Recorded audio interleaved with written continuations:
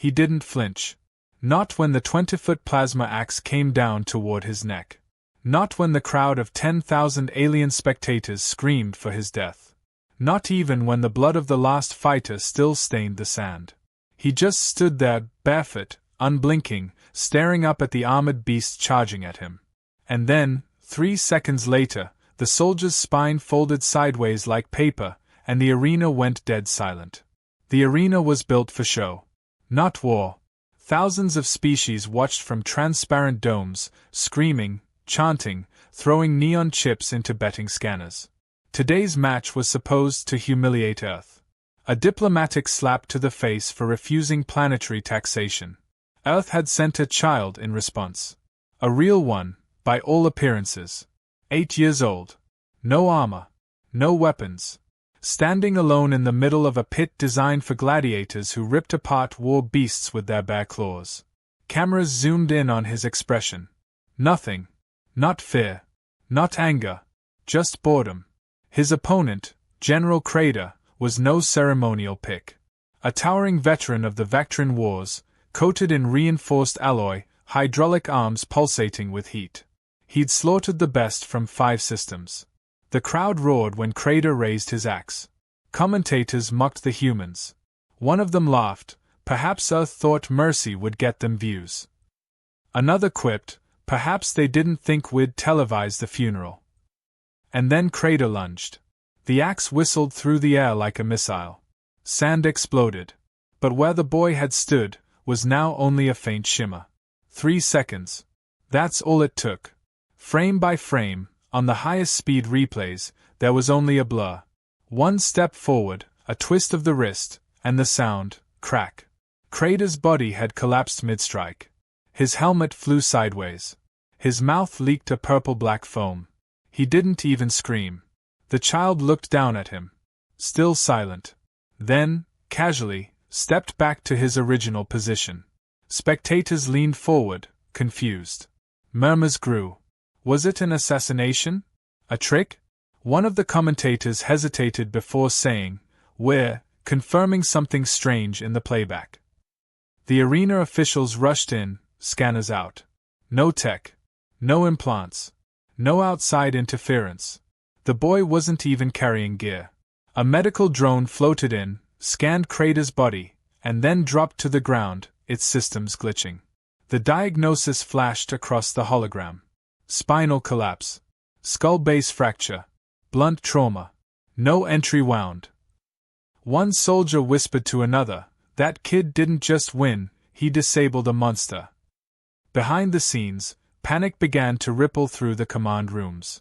A low-ranking analyst turned to his superior and asked, "Are we sure he's human?" The superior didn't respond. Just stared at the screen, sweat beading along his neck. In the stands, the crowd didn't cheer. They stared.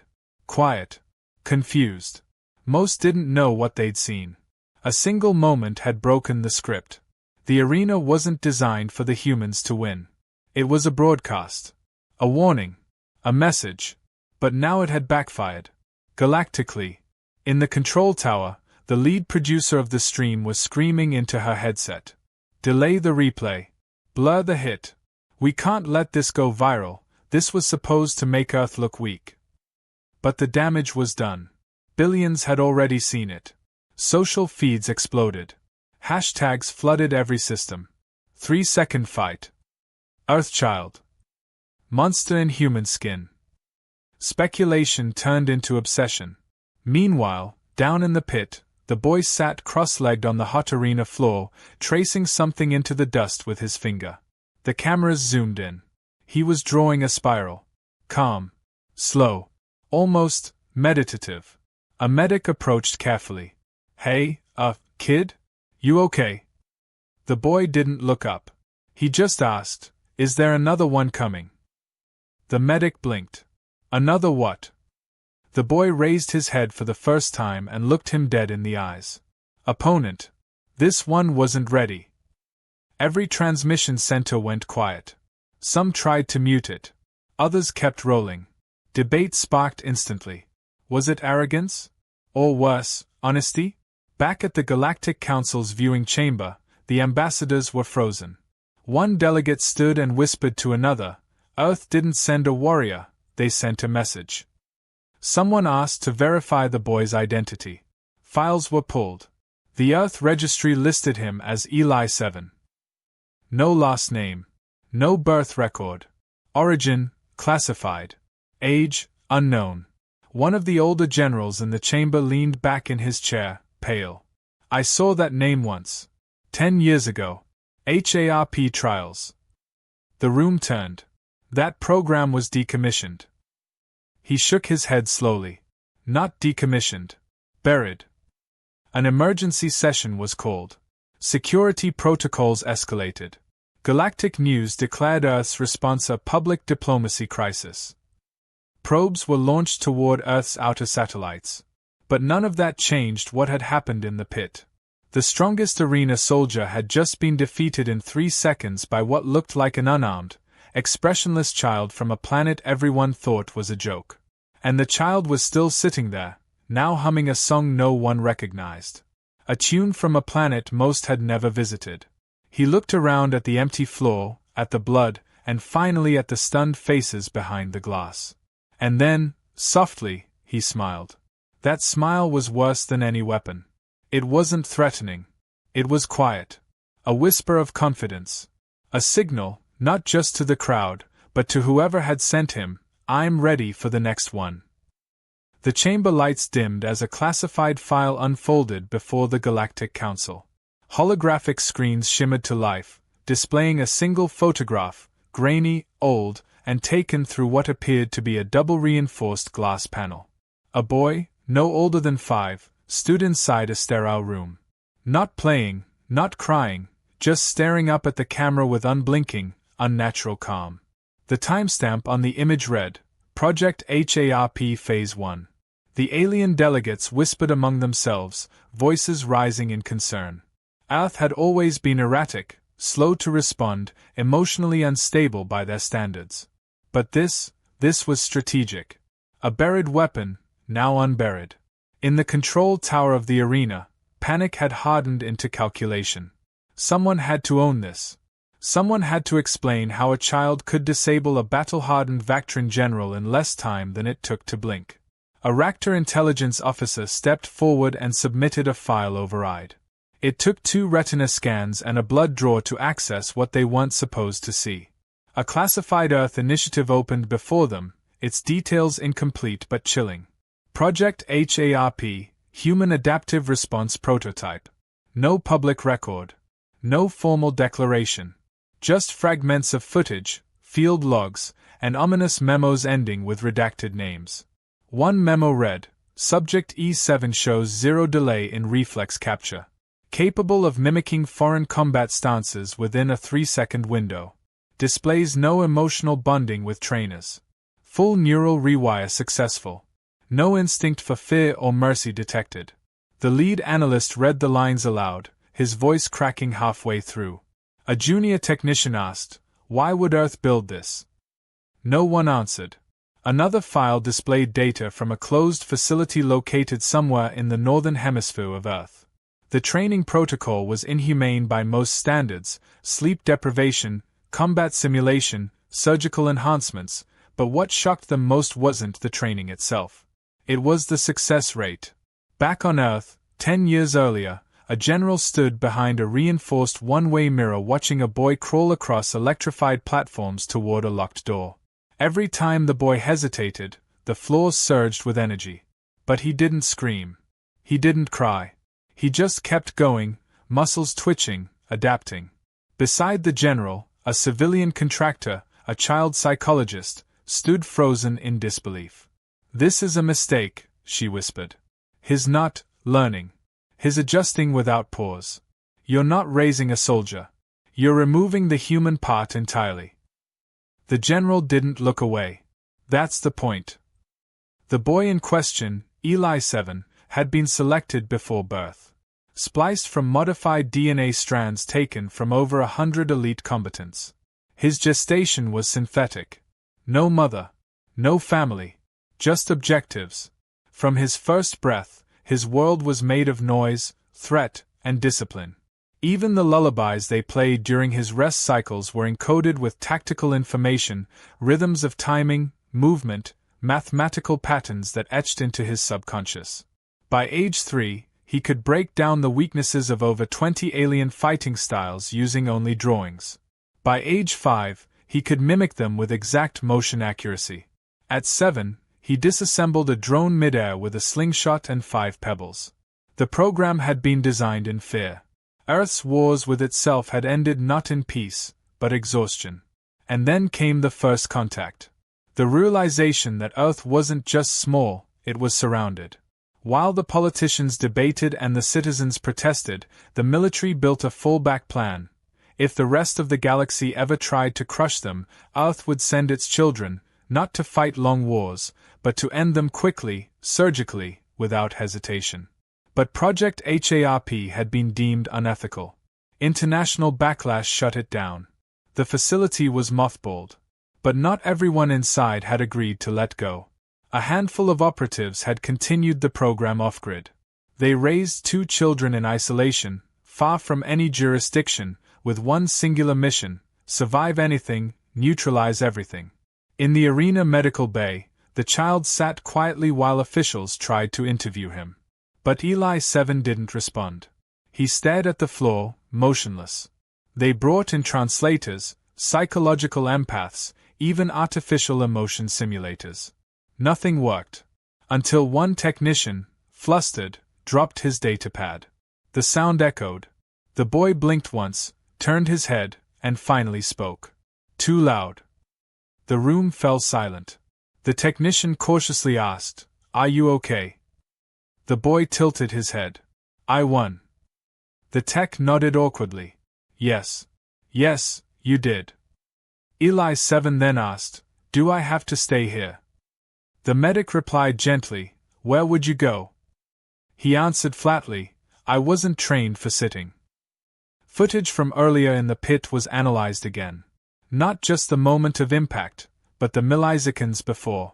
Eli 7 had waited until Crater was fully committed, weapon high, momentum unstoppable. The exact moment when all his mass was against him. Then, using no more than a pivot and a downward elbow, Eli 7 struck the gap between Crater's armored plates. Perfect angle. Perfect force. All within a blink. Not just combat, prediction. Earth hadn't created a warrior. They had created a predictive weapon that could calculate weakness faster than most species could form a thought. Meanwhile, on the other side of the arena complex, a second transport pod sat sealed. Identical markings. Same Earth flag burned into its side. No one noticed it. Not yet. Their attention remained on the boy who shouldn't have survived. They didn't yet understand he wasn't alone. In a darkened hallway, a high-ranking official from the Galactic Council sat alone with his thoughts. He pulled out an old communique from Earth, a warning sent months ago, buried under bureaucratic trash. It had read simply, "If provoked, we reserve the right to respond in kind. Do not mistake quiet for absence." At the time, the council had laughed. Now he wasn't laughing. A quiet knock at the observation glass brought him back. The security chief entered, grim. "We reviewed all the data. There's no breach." The boy came in clean. No implants, no tech. Just him. The official asked, "Then how did he do it?" The security chief paused. "I think you're asking the wrong question." The official raised an eyebrow. "What's the right one?" The chief turned to leave. "Not how. Why now?" And across the pit, as the sun shifted above the arena dome, casting long shadows over the blood-soaked sand, the boy closed his eyes. He didn't need orders. He didn't need praise. He only needed one thing, a target. The arena hadn't reopened its gates in hours, but no one had left. The crowd was restless, murmuring with tension and fear. Rumors spread like sparks. Some said the girl had vanished into thin air, others claimed she stopped a bullet with her breath. A few swore both children were synthetic weapons, biological AIs disguised in human skin. But none of the spectators were laughing anymore. No one mocked Earth. No one called them primitive now. What had started as a planetary humiliation had mutated into something darker, something that even war-hardened generals couldn't categorize. They hadn't just witnessed power. They'd seen something they didn't understand. And that terrified them. Inside the high chamber of the Galactic Council, a vote was taking place behind closed doors. Not a vote for punishment or diplomacy. A vote for containment. The proposal was simple: ban Earth from future diplomatic exhibitions, isolate the solar system, deploy surveillance fleets to monitor activity. It sounded reasonable, almost neutral. But beneath the language was fear. A cold, coiled dread that Earth might not be a backwater planet after all. That what the galaxy had mistaken for silence was, in fact, calculation. The motion passed, but not unanimously. One senior counselor refused to vote. He stood, stared at the rest, and said, "You think we've seen the worst? We haven't even seen what happens when they feel threatened." The next broadcast from Earth arrived without ceremony. A simple message feed appeared on every military screen in the Council's sector, bypassing encryption protocols and firewalls without effort. The screen showed an elderly woman, Earth's president, seated calmly in a plain office with no flags or armor behind her. No theatrics. Just her. She leaned forward slightly, as if speaking to someone across the table. Her voice was calm, deliberate. She said, "We regret that a child was placed in danger. We regret that your people viewed it as entertainment. We regret nothing else." She paused. A flicker of something unreadable passed through her eyes. Then she continued. "You wanted to see the limits of human restraint. You orchestrated a spectacle that would have seen our child executed in front of billions. You called it sport. We call it provocation." As she spoke, the broadcast split screen. On the right appeared footage, unedited, of Eli 7's arena moment. But now, it wasn't slowed down. It was enhanced. The frame showed his foot placement, muscle tension, timing, every calculation executed with absurd precision. But the true shock came seconds later. Additional footage, previously unseen by any galactic viewer, played next. It showed Eli 7 in training. Not sparring. Not learning. Practicing in real time against simulated alien units that resembled multiple species, including Crater. And in every simulation, he won. Not eventually. Instantly. The video shifted again. This time to his sister, E8, in a darkened room surrounded by sensors. She walked through a maze filled with traps, pressure pads, and motion sensor darts. She was blindfolded. She never hesitated. Never slowed. Never touched a single trigger. She moved like she'd memorized chaos. The president's voice returned. "We don't field our best. We hide them. We protect them. Because if we ever need to use them, it means we've already lost too much." A final image appeared. Eli and his sister sitting beside each other on a metal bench. Not speaking. Not smiling. Just waiting. The screen went black. Back inside the council's war room, silence reigned. No one reached for their console. No one issued a response. Finally, one ambassador from a mid-level star system whispered, "They are not showing off. They are warning us." The lead chairperson, after several seconds, spoke. "Then we listen." But not everyone agreed. Down below, inside the arena barracks, 5 alien warriors were preparing in silence. They were part of a breakaway faction, military elites who believed surrendering to fear was worse than war. They hadn't been ordered to fight. They volunteered. Not for honor, not for strategy, but to save face. Word had spread too far. Earth's children had made the Galactic Council look weak, and that could not be tolerated. So they took it upon themselves. No broadcast. No announcements. A quiet, internal match.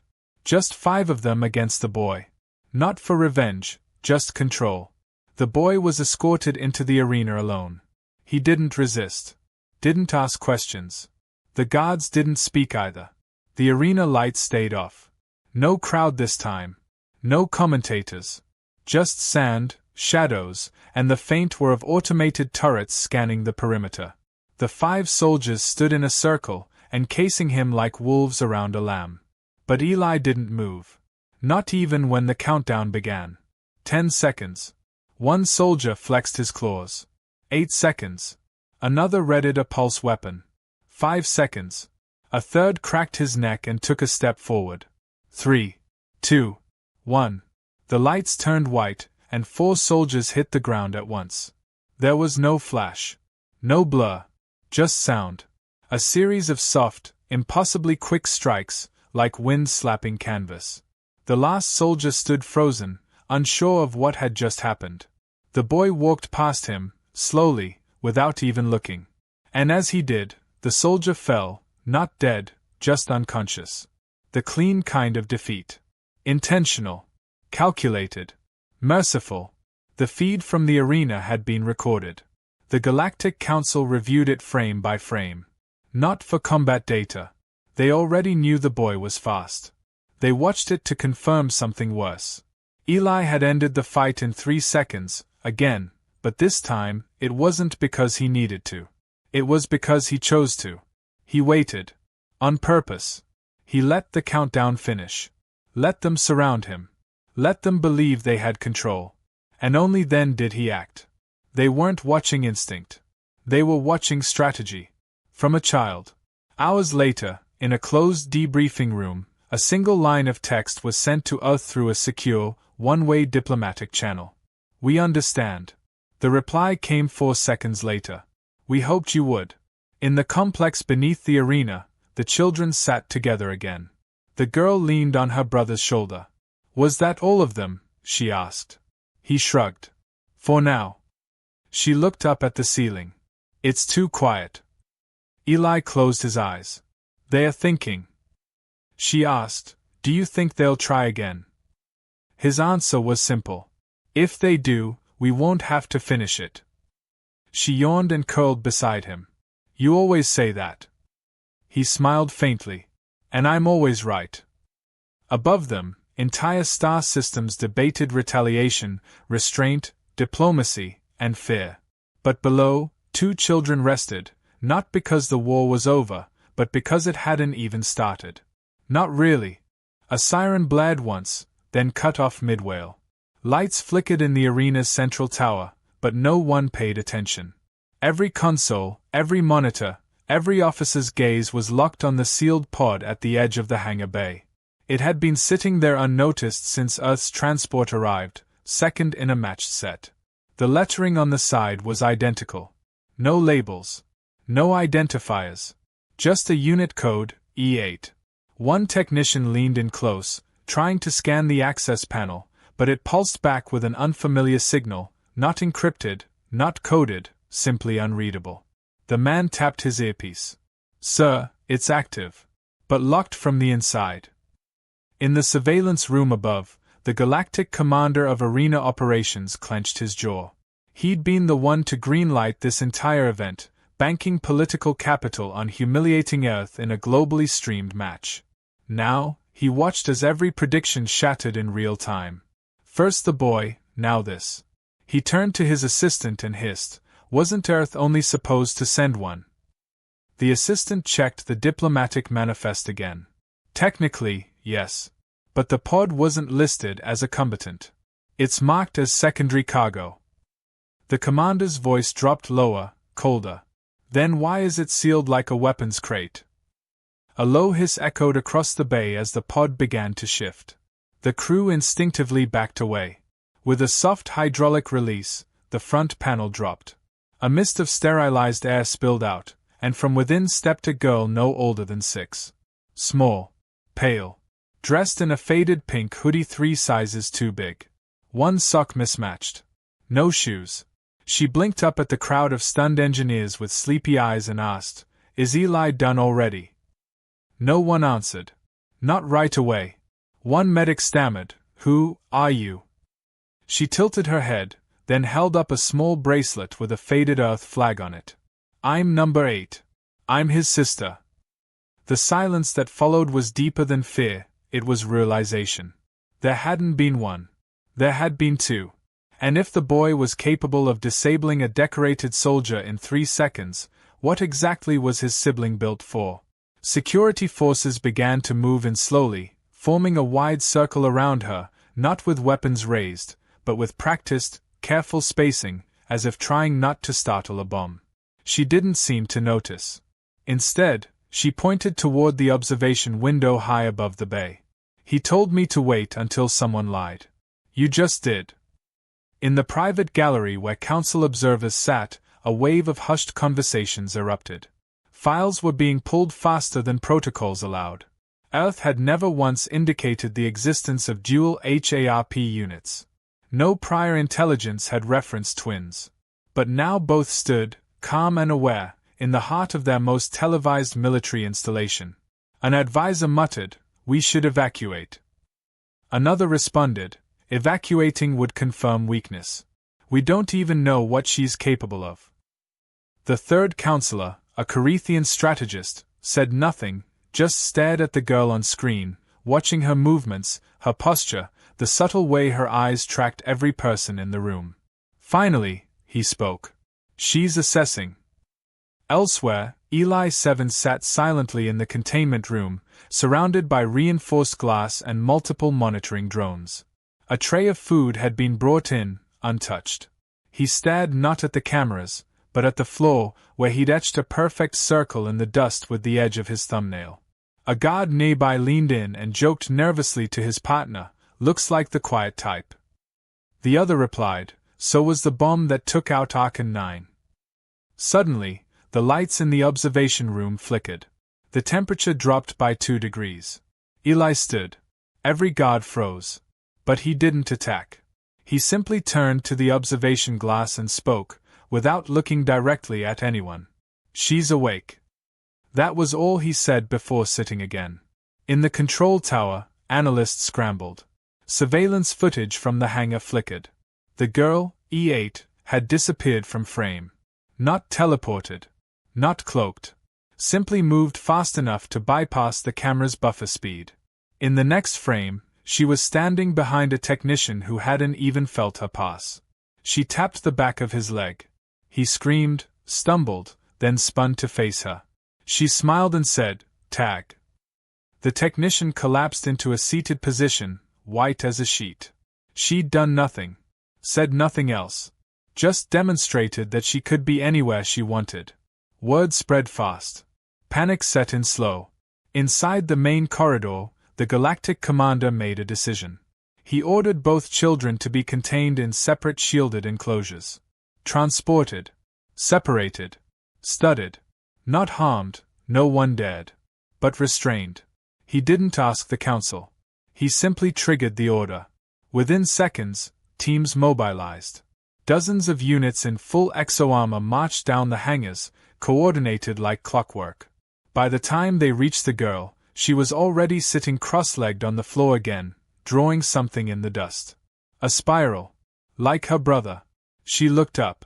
"You shouldn't touch me." The lead officer signaled silently to his team. A containment net was deployed, one of the strongest in the quadrant, capable of holding Class 3 apex predators.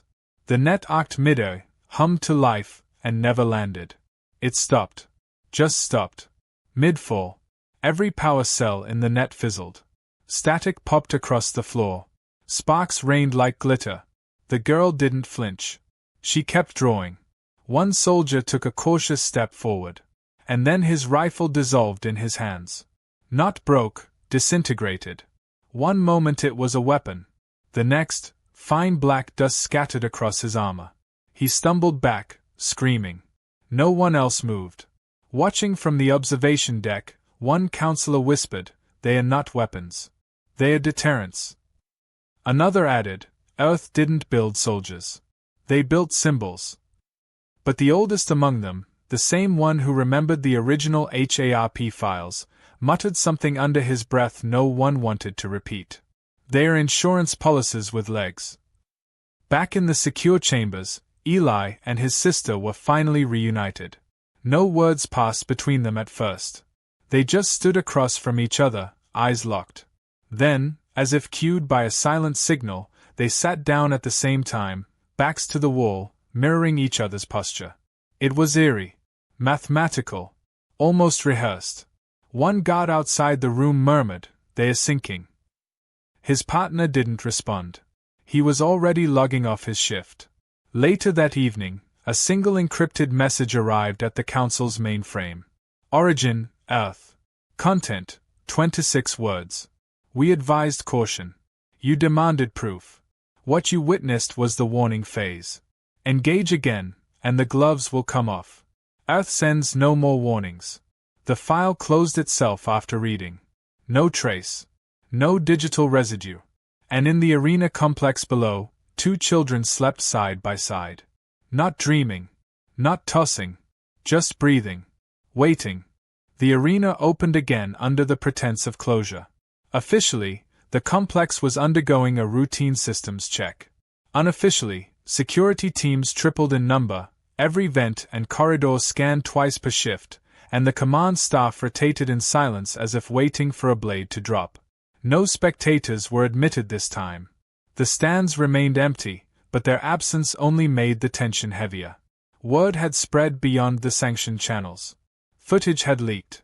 Species who had once laughed at Earth now watched its silence with respect and fear. The Council had made no further statements. No more broadcasts. Just silence. Heavy. Uncomfortable.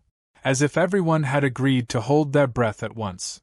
And then, without announcement, the arena floor flickered to life. The girl walked in first. She looked smaller without her brother beside her. Bare feet again, oversized hoodie trailing at the hem. She stopped at the center, turned once in a circle, then sat down cross-legged like she had done in the hangar bay. A few seconds later, the main corridor door opened, and Eli entered. He was calm, composed, hands at his sides. He walked straight past the guards like they didn't exist and took a seat beside her. They didn't speak. They didn't need to. They were waiting. The lights above them shifted, dimming slightly, then brightened again in a slow pulse. A mechanical tone rang out, followed by the click of boots echoing down the walkway. 5 soldiers entered in formation. These weren't volunteers like the last team. These were handpicked elites from the Central Planetary Defense, a desperate attempt to reassert authority in the eyes of the Council. Heavily armored, multi-species squad. One reptilian brute towered over the others, breathing in slow rhythmic bursts. Another floated just above the ground, wrapped in a shimmering electromagnetic field. They were built to intimidate. But neither of the children looked up. The signal was given. This match wouldn't be televised. Not for entertainment, not for politics. It was purely internal, a last resort experiment dressed in military logic. If these children could be handled, maybe the galaxy still had leverage. Maybe they weren't unstoppable. That was the thinking behind the decision. It was the last act of a council still clinging to the idea that control could be taken back. But 3 seconds later, that idea was gone. Eli didn't stand. He simply moved, less like a strike, more like gravity tilting the room. One soldier's leg gave out before he saw the boy. The electromagnetic field short-circuited and imploded on itself, leaving a smoking crater in the sand. The reptilian commander stepped forward and was struck mid-step, not by a weapon, not even by a closed fist, but by Eli's open hand pressed precisely into the gap of his throat armor. He collapsed, eyes still wide, not dead but entirely disconnected from his limbs. The final 2 soldiers hesitated. The girl turned her head slowly, looked at them, and smiled. The taller of the 2 dropped his weapon before he even realized it. The other simply turned and ran. Eli returned to his seated posture. His sister leaned on him again, and together they looked up toward the glass box far above them where council officials stood frozen. No expression. No demands. Just a simple presence that said more than any message could have. Later, behind sealed doors, the footage was reviewed not by warriors, but by mathematicians. Frame by frame, every move, every pause, every step was analyzed. It wasn't brute force. It wasn't luck. It was precision beyond algorithm. Every opponent had been neutralized in a different way, tailored to their physiology, armor, and neural response patterns. There had been no wasted motion. No errors. The children hadn't just fought. They had calculated every possible outcome and chosen the cleanest solution in real time. In every simulation the analysts ran, The result was the same. The humans won before the others even understood the fight had started. A formal vote was scheduled. One that wouldn't be public. The council had only one real item to discuss: what to do with Earth. But the answer was already clear, even before the meeting began. They couldn't threaten. They couldn't bargain. They couldn't control. The best they could do was disengage. Let Earth be Earth. Do not provoke. Do not invade. Do not test again what had already been demonstrated. Down in the arena sublevels, the children were escorted not back to containment but to a quiet chamber fitted with sleeping quarters, Earth-compatible food, and a digital interface that played songs from their planet. A peace offering, or perhaps a bribe. Neither of them touched anything. They simply waited until the room was empty, then sat side by side on the floor like before. The girl picked at the seam of her hoodie and whispered, "Do you think they'll send more?" Eli didn't answer right away. Then he said, "Not for a while." She asked, "Will we go home now?" He looked at the wall. "Not until we're told." She leaned on him and added, "I think I like the sand better." He replied, "Less noise." Elsewhere, far from the arena, a smaller council gathered in secret, 5 systems who had formed a quiet alliance years ago in case Earth ever rose too quickly. They debated retaliation, infiltration, even covert disruption of Earth's communications. But every plan ended the same way. Someone would raise their hand and ask, "And what if they send another child?" And the room would fall silent. No one wanted to test that scenario. No one was ready. On Earth, the president stood alone in a quiet room lined with books. A man approached, bowed his head slightly, and handed her a report. She read it in silence. Then she asked, "Were they provoked?" The man hesitated. Not directly. But the arena was no accident. It was meant to humiliate. She nodded once. Then the response was proportionate. He said nothing. She continued, "Recall them soon. We've shown them what needed showing." The man asked, "What if they retaliate anyway?" She smiled faintly. "Then we'll send the twins." Back on the Galactic station, the lights in the arena finally dimmed for the night. The maintenance crews swept the sand, patched the cracked tiles, and repaired the scorched ceiling from the shorted field. But something lingered in the air. Not heat. Not electricity. Something quieter. The knowledge that their dominance was no longer guaranteed.